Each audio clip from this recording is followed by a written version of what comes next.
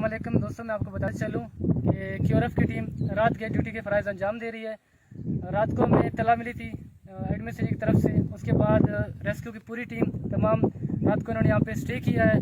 और इसके अलावा ये जो एरिया है 873 जो RD 873 है, जिसकी आप एरिया पे देख रहे हैं कि अभी भी रेस्क्यू टीम खड़ी हुई है, जिनके नंबर हमने दिए हुए हैं।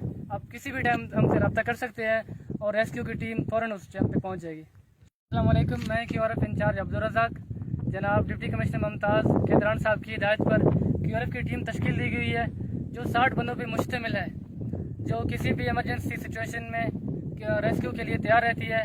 इसके अलावा कच्ची किनाल, शिकारी लंजू के एरिया में किसी भी जगह पर अगर सैलाबी रेला आता है तो इसके लिए हमने रेस्क्यू टीम के नंबर्स भी दिए हुए हैं। इसके अलावा FC का रेस्क्यू टीम भी है। लेविस QRF का रेस्क्यू टीम 60 बंदों पर मुश्तमिल है, जो किसी भी इमरजेंसी सिचुएशन में आप नंबर पर रब्ता भी कर सकते हैं। इसके अलावा ये कच्ची किनाल का एरिया है। इसके अलावा हमने आबादी को भी इत्तला दी हुई है कि अगर इस तरह का कोई इमरजेंसी सिचुएशन बन जाता है तो वो हमारे दिए गए नंबर पे हमसे रब्ता करें। शुक्रिया।